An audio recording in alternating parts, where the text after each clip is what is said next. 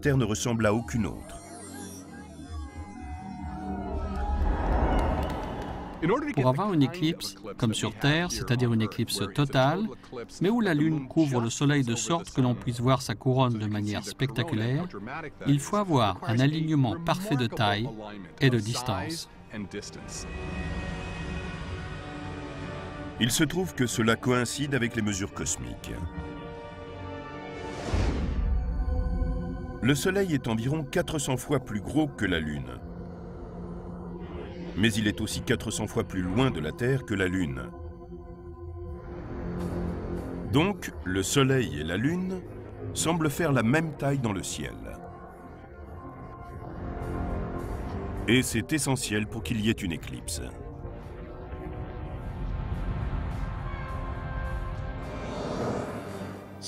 Imaginez que cette balle représente le Soleil et la petite balle rouge, la Lune. Pour avoir une éclipse solaire totale, il faut qu'elle soit parfaitement alignée avec la Terre. Ici, la Lune est trop loin de la Terre et donc trop petite pour couvrir entièrement le Soleil.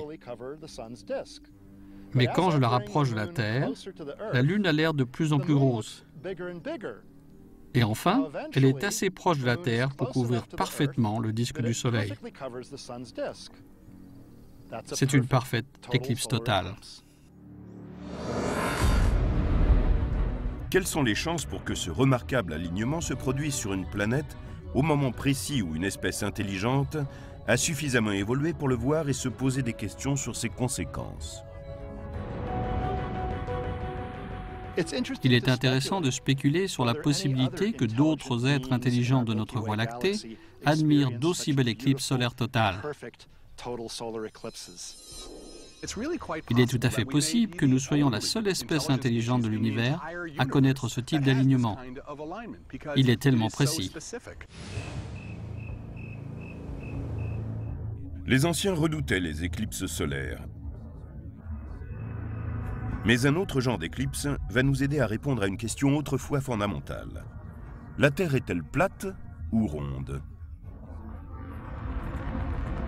L'énigme fut résolue lorsque la Terre et la Lune renversèrent leur rôle dans le ciel. Le résultat fut une éclipse lunaire. En regardant l'ombre de la Terre passer sur la Lune, les anciens virent que l'ombre était courbe. Ils ont pu en déduire que dans ce cas, la Terre devait elle-même être sphérique. La courbure n'est proéminente que lorsqu'une seule partie de l'ombre de la Terre passe devant la Lune. Mais quand la Lune est entièrement éclipsée par la Terre, alors l'éclipse est totale. Une éclipse solaire totale se produit lorsque la Lune passe dans l'ombre produite par la Terre. À ce moment-là, tous ceux qui se trouvent sur la surface sombre de la Terre peuvent voir la Lune entièrement éclipsée. Cela signifie que beaucoup de gens voient des éclipses lunaires, mais que seul un petit nombre peut voir une éclipse solaire totale. Les éclipses lunaires ont également aidé les scientifiques à mieux comprendre la diffusion de la lumière. Dans une éclipse lunaire totale, la Lune devient rouge-orangé. Elle est dans l'ombre de la Terre, mais de la lumière s'échappe du Soleil à travers l'atmosphère. La lumière, traversant une grande distance de l'atmosphère, devient rouge, tout comme le Soleil quand il est à l'horizon depuis la Terre. La lumière traverse l'atmosphère là où elle est la plus épaisse et produit un rouge comme le lever ou le coucher du Soleil.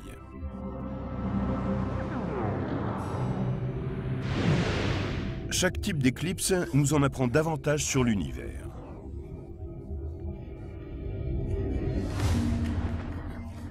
Au début du XXe siècle, une éclipse solaire vue de la Maison-Blanche par le président Coolidge a confirmé les prédictions d'un jeune scientifique, Albert Einstein.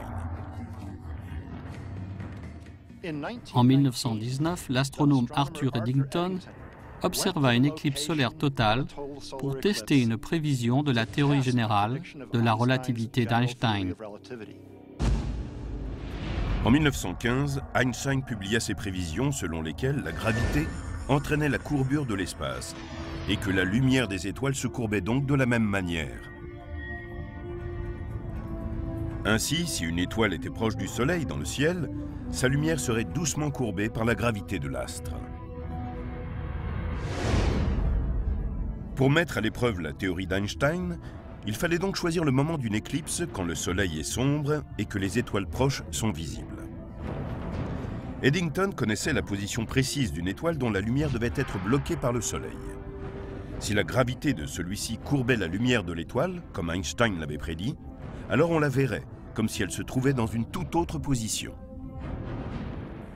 Eddington vit cela, le mesura, et cela confirmait pour la première fois que la théorie générale de la relativité d'Einstein était confirmée.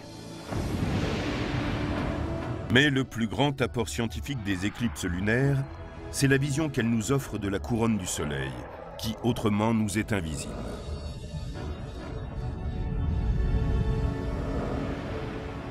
Sans la présence d'éclipses solaires totales, on peut se demander si nous saurions aujourd'hui que le Soleil possède une couronne et une atmosphère extérieure mince et chaude. Le disque solaire est 1 million de fois plus lumineux que la couronne qui l'entoure. Ainsi, si on ne l'obstrue pas, on ne peut pas voir clairement sa couronne. Il est important pour nous d'observer cette couronne. Autrement, on ne saurait pas que cette couche de l'atmosphère solaire s'étend dans l'espace. En fait, sur Terre, on est pris dans l'atmosphère solaire ainsi que dans sa couronne. Pendant plus de 3 siècles, dès l'invention du télescope, les astronomes se sont précipités dans le monde entier pour passer ne fût-ce que quelques minutes à observer, étudier et analyser cette mystérieuse couronne. C'était ainsi jusqu'à ce que la technologie nous permette de produire nos propres éclipses.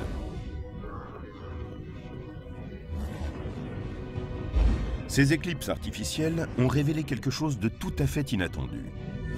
Les éruptions dans l'espace sont en fait les plus grandes explosions du système solaire.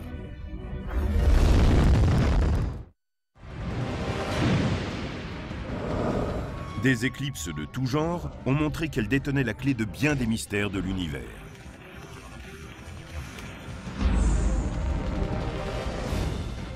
Les éclipses ont permis de découvrir des planètes qui tournaient autour d'étoiles lointaines et des tempêtes solaires qui étaient pour la Terre le pire danger qu'on puisse imaginer. Les menaces du Soleil se cachent dans sa couronne, qui ne nous apparaît que lors d'une éclipse totale. Cela ne se produit en moyenne qu'une fois tous les 16 mois, en des lieux différents répartis sur le globe. C'est peu fréquent pour surveiller une telle menace.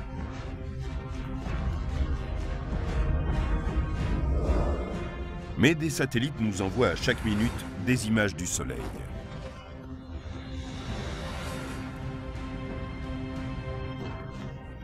Les sondes spatiales nous montrent la couronne solaire dans toute sa splendeur et n'ont pas besoin d'attendre la prochaine éclipse solaire.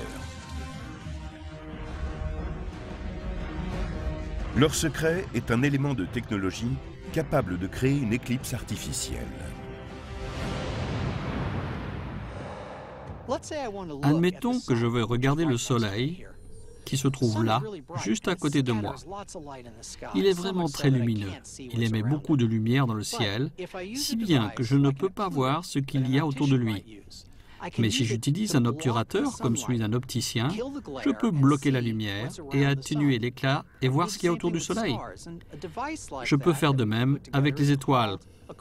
Et on a un appareil comme celui-ci qu'on appelle un coronographe, que l'on utilise pour étudier la couronne solaire. Les coronographes, inventés en 1939, ont d'abord été adjoints au télescope sur Terre. Mais ils fonctionnent mieux à de hautes altitudes, car la diffusion de la lumière solaire y est diminuée par l'atmosphère. Mais les coronographes s'élèvent même dans l'espace. Ils y ont été transportés en particulier par les satellites SOHO et Stéréo. Là, ils ont photographié la couronne depuis une grande distance et ont capté d'autres phénomènes qui, sans ces éclipses artificielles, seraient complètement invisibles. Les images du Soleil prises par les satellites sont vraiment fascinantes. On y voit toutes sortes de changements dans la structure de la couronne, dans ses protubérances, ses éruptions, etc. On a pu également observer ce qu'on appelle des comètes sun grazing, c'est-à-dire des comètes qui viennent frôler le Soleil. Elles sont trop proches de l'étoile pour être visibles durant la nuit ou le jour, mais quand le disque solaire est caché, on les aperçoit très bien.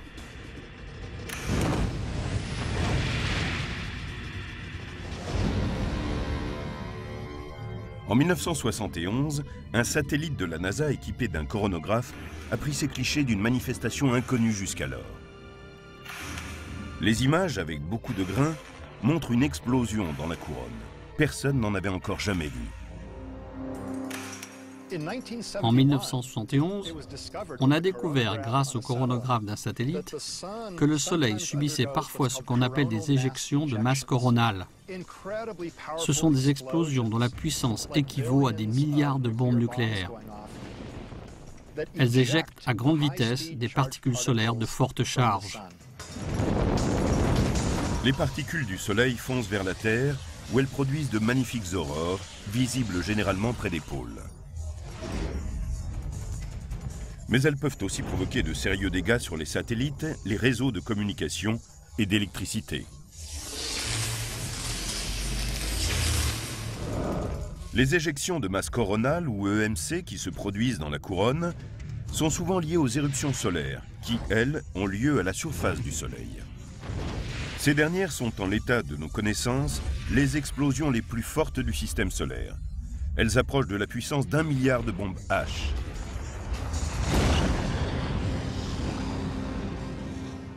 Les éjections de masse coronale mettent en jeu énormément de masse et d'énergie magnétique en provenance du Soleil. Elles peuvent atteindre la moitié de la largeur de l'étoile. C'est comme une grosse bulle de matière et de champ magnétique qui file à plus de 6 millions de kilomètres par heure. La quantité de matière solaire éjectée est gigantesque. Au cours d'une EMC, c'est une masse équivalente à 200 000 cuirassés de la Seconde Guerre mondiale qui est lancée dans l'espace. 100 millions de tonnes de matériaux.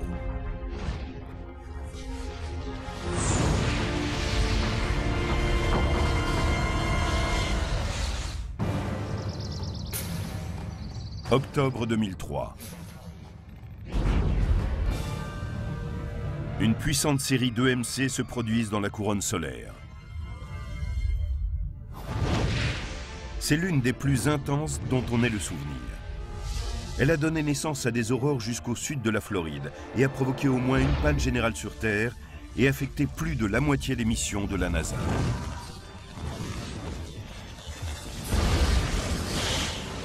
Le satellite SO fut hors circuit pendant un bref moment, mais enregistra des images spectaculaires de l'événement. Sur les images satellites, on peut voir les particules d'énergie frapper le détecteur. Cela ressemble à de la neige. On voit donc les particules frapper le satellite même.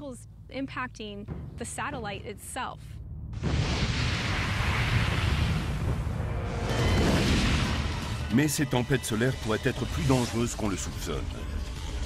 On ne sait pas encore à quelle fréquence se reproduisent les plus puissantes. Mais les dernières recherches révèlent que dans le pire des cas, un vent solaire pourrait frapper la Terre et tuer ainsi des millions de gens.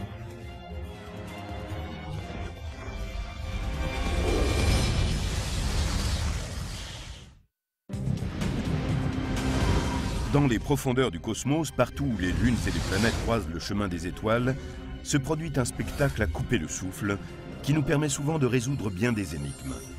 Il s'agit d'une éclipse.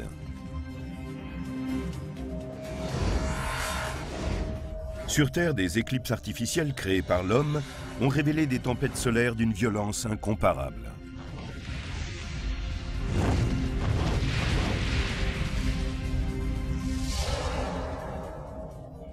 Il est capital que nous observions les éjections de masse coronale, ces explosions solaires massives découvertes à l'aide de coronographes qui cachent le disque du Soleil.